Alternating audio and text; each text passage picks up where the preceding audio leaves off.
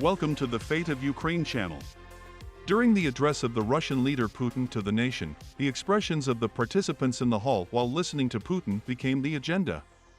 A year after Russian leader Vladimir Putin ordered the attack on Ukraine, he gave a national speech. In a speech broadcast live by Russian television and international broadcasting organizations, Putin argued that Ukraine was preparing to attack Donbass in February 2022. Claiming that Ukraine started the war, Vladimir Putin said we had to stop it by force and claimed that the next target of Ukraine was Sevastopol and Crimea. Saying that they will not hesitate to use even the devil himself in the war against Russia if necessary, Putin denied all accusations. Afterwards, Putin, who tried to prevent the conflicts from being global, had a critical meeting today. Putin hosted the Chinese delegation in the Kremlin. Local sources stated that they were in talks with Chinese officials to ask Russia to support them in the war. Putin once again hinted at nuclear weapons during the war. The Russian leader, who said, "It is impossible to defeat Russia on the field," concluded by thanking his soldiers and other officials. In the second part of his speech, the Russian leader announced that Russia has suspended the new Strategic Arms Reduction Treaty. Stating that they did not withdraw from the agreement but stopped participating, Putin said, "If a country conducts a nuclear test, we will do the same." In August last year, Moscow temporarily suspended the U.S. control of its strategic nuclear weapons.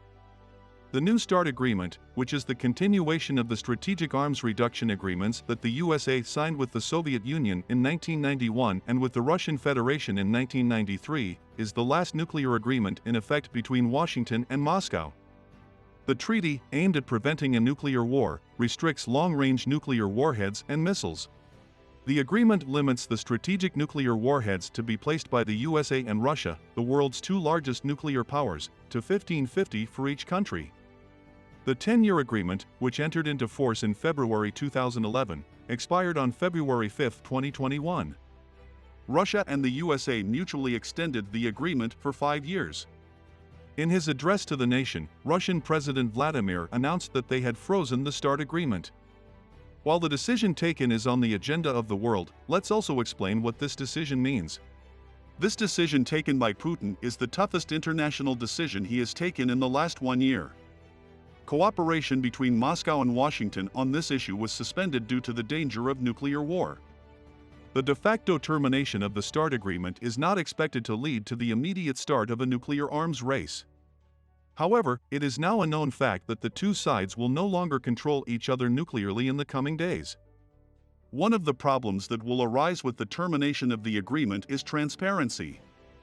Both sides will now be able to produce and test nuclear weapons in an uncontrolled manner. On the other hand, the facial expressions of the participants during Putin's speech became the agenda of the world press. Some news agencies sneering at the incident in question mocked, saying, "Putin's elite fell asleep during his speech." The photos shared by the news agencies of AP and AFP confirmed the news. In the photographs in question, the bored appearance of many participants drew attention, while some of them were seen dozing off. CNN International announced that Russia pressed the missile button while U.S. leader Biden was visiting Kyiv. Immediately after this incident, Ukrainian leader Vladimir Zelensky announced that Russian troops were once again repelled on the front line in Donbass in the east of the country. The Russian army has intensified its attacks on Bakhmut and its surroundings, which it has not been able to capture for months, but according to Zelensky's information, there is no change in the front line. The battles around Bakhmut and Lyman are particularly fierce. It is information that the Russian army attacked with all its weapons and even used tear gas. Ukrainian troops will receive the weapons they have been waiting for the counterattack in a few weeks. Poland has announced that the Leopard tanks will be shipped to Ukraine in 2 or 3 weeks. Other European countries are expected to bring their Leopard tanks to the front line in the spring. Responding to Putin from Warsaw, the capital of Poland, U.S. leader Joe Biden made a statement by emphasizing that Ukraine will not be a victory for Russia. American CNN International, on the other hand, announced that Russia pressed the missile button while visiting the U.S. leader Biden in Kyiv, but made an unsuccessful test. An intercontinental ballistic missile called Sarmat, announced by Putin 5 years ago, was fired while Joe Biden was in Kyiv. Sources informing CNN said Moscow had informed Washington ahead of time about the failed missile test. The USA did not see the testing of the 18,000-kilometer Sarmat, nicknamed Satan by Western countries, as an escalation. Xi added that Putin did not mention the failed missile test in his address to the nation. The Sarmat missile, which is expected to enter the inventory of the Russian army in a short time, can carry a large number of nuclear warheads. In addition, this intercontinental ballistic missile can reach the target by crossing the North and South Poles. Some military experts stated that the 200-ton missile could damage 10 city-sized areas. The French news agency published the frightening balance sheet of the war, whose first year is over. It is estimated that the Russian army lost 180,000 of soldiers in the past 12 months. Norway estimates that 180,000 Russian soldiers deported to the war were killed or wounded. Norway estimates that the Ukrainian army lost 100,000 soldiers. Other Western sources estimate that both sides lost 150,000 soldiers. Secret documents leaked from Kremlin. The claims that come out are pretty big. In the leaked presidential documents, it was claimed that Moscow was planning to include Belarus in the Russian Federation by controlling Belarus by 2030. Documents prepared by the Russian President Vladimir Putin in 2018 by the Russian President of the Russian Presidency of the Border Cooperation Directorate, Yahoo News and the German Süddeutsche Zeitung newspaper, while the name of the secret file is the Russian Federation's strategic targets in Belarus. The documents revealed 3 possible approaches, short, medium and long-term, to control Belarus and oil, restoring a part of historical Russia. The medium-term plan predicts that Belarus officially is a part of Russia at an early date like 2025, while the long-term plan gives a 7-year timeline until 2023. On the other hand, Belarus President Alexander Lukashenko volunteers will be the establishment of a land army between 100 to 150,000 learned. The timing of the name that meets Putin and Lavrov in Moscow is not overlooked. The Russian leader, who gave his wife a rare image while welcoming his guest, said that they had reached a new turning point. As the first year of the war was almost over, China's most senior diplomat visited Moscow. The timing of Wang Yi's trip to Moscow, which was given the title of director of the Central Committee on Foreign Relations of the Communist Party of China after his post as Minister of Foreign Affairs, cannot be overlooked. Wang Yi's first appointment in Moscow was with Putin's confidant of 50 years, Russian Security Council Secretary Nikolai Patrushev. Wang Yi's first meeting today was with Russian Foreign Minister Sergei Lavrov. Russian news agencies presented the world with smiling photos of Lavrov walking next to Wang Yi. China's #1 diplomat stated that they will sign new agreements with Russia and that they are trying to deepen and strengthen bilateral relations. The Kremlin announced that Wang Yi will also meet with Vladimir Putin during the day. Hours later, Putin and the Chinese diplomat met.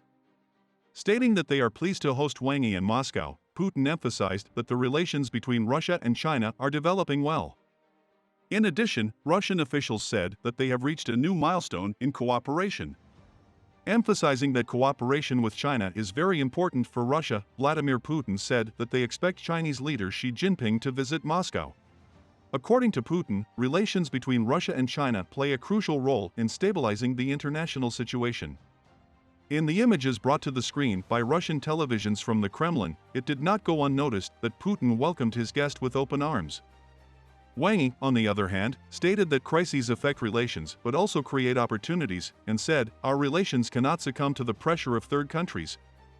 Our relations cannot be managed by third countries," and referred to some countries without naming them. The Chinese diplomat also added that Beijing is ready to deepen its strategic relationship with Moscow. In the photos provided by Russian news agencies, it was seen that Lavrov and Patrushev, with whom the Chinese diplomat had previously met, also attended the meeting between Putin and Wang Yi. Kirill Budanov, head of Defense Intelligence of Ukraine, said that in the spring there will be decisive clashes on the ground. Kirill Budanov, head of Ukraine's defense intelligence, made comments to the military forums before the first anniversary of the Russia-Ukraine war. Kirill Budanov stated that in the spring there will be decisive clashes on the field. Budanov said, "The great offensive aimed by Russia is currently continuing. It has a strategic goal. In this goal, it will reach the administrative borders of the Donetsk and Luhansk regions by March 31st. Referring to the military mobilization movements in Russia, Budanov said, "If everything is fine in Russia and they have recruited 316,000 more soldiers, then why do they continue their mobilization?" So everything is not good. This leads us to a simple conclusion. How many casualties are there in Russia?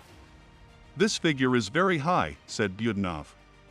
Claiming that the Russian soldiers in Ukraine have saved maximum ammunition for 2 months, Budanov said, now they are mass-producing artillery shells. This once again confirms that they do not have enough ammunition stocks. Asked when the war will end, Budanov said, we have only one condition.